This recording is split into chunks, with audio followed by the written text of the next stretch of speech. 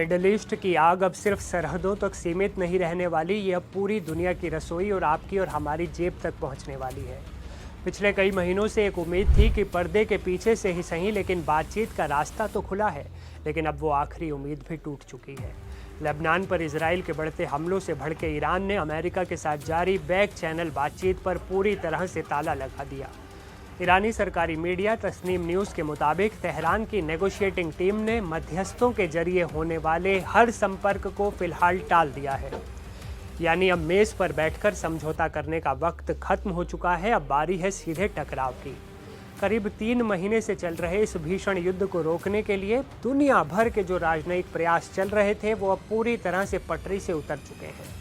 सवाल ये है कि अगर बातचीत बंद हो गई तो इस तबाही को रोकेगा कौन? ईरान ने सिर्फ बातचीत ही बंद नहीं की, बल्कि उसने दुनिया की दुखती रग पर हाथ भी रख दिया है।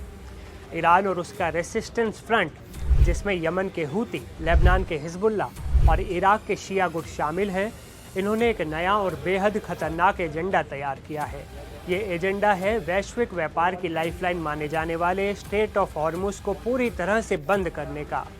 आप अंदाज़ा लगाइए, अगर ये समुद्री रास्ता बंद हुआ तो दुनिया के बाजारों में हाहाकार मच जाएगा।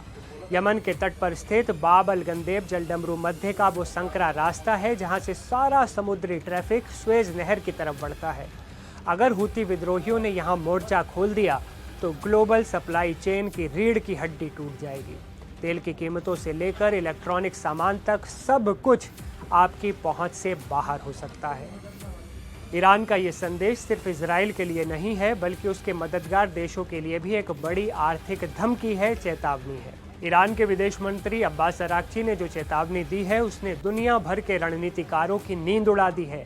अराक्ची ने सोशल मीडिया पर बेहद सख्त लहजे में लिखा, किसी भी एक मोर्चे पर उल्लंघन का मतलब है सभी मोर्चों पर युद्ध विराम का उल्लंघन माना जाएगा। इसका सीधा मतलब समझिए, अगर इजराइल लेबनान में हिजबुल्ला पर हमला करता है तो ईरान उसे सिर्फ लेबनान का मामला नहीं मानेगा। अब हूती, हिजबुल्ला और ईरान मिलकर एक साथ जवाबी कार्रवाई करेंगे। अराक्ची ने साफ कर दिया है कि इसके बाद जो भी गंभीर और खौफनाक नतीजे होंगे उसकी पूरी जिम्मेदारी अमेरिका और इजराइल की ही होगी। यानी अब लिमिटेड वॉर का समय जा चुका है, अब ये एक फुल स्केल क्षेत्रीय युद्ध में तब्दील होने की कगार पर है।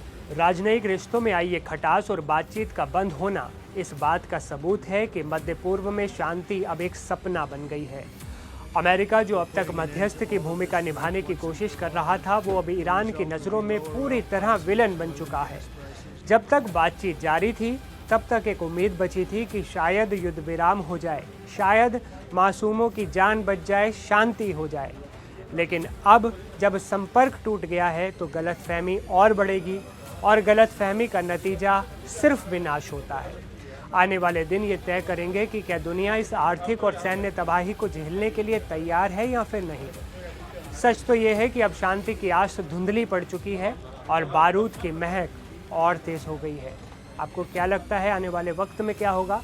अपनी राय आप हमें कमेंट में ज़रूर शेयर कीजिएगा। अगर आपने एनडीटीवी इंडिया के चैनल को अब तक सब्सक्राइब नहीं किया है तो सब्सक्राइब कर लीजिए ताकि कोई भी लेटेस्ट अपडेट आपसे मिस ना हो। मैं असीम आपसे विदा लेता हूँ, फिर मिलूंगा एक नए वीडियो में एक नए अपडेट के साथ। आप देखते रहें एनडीटीवी इंडिया।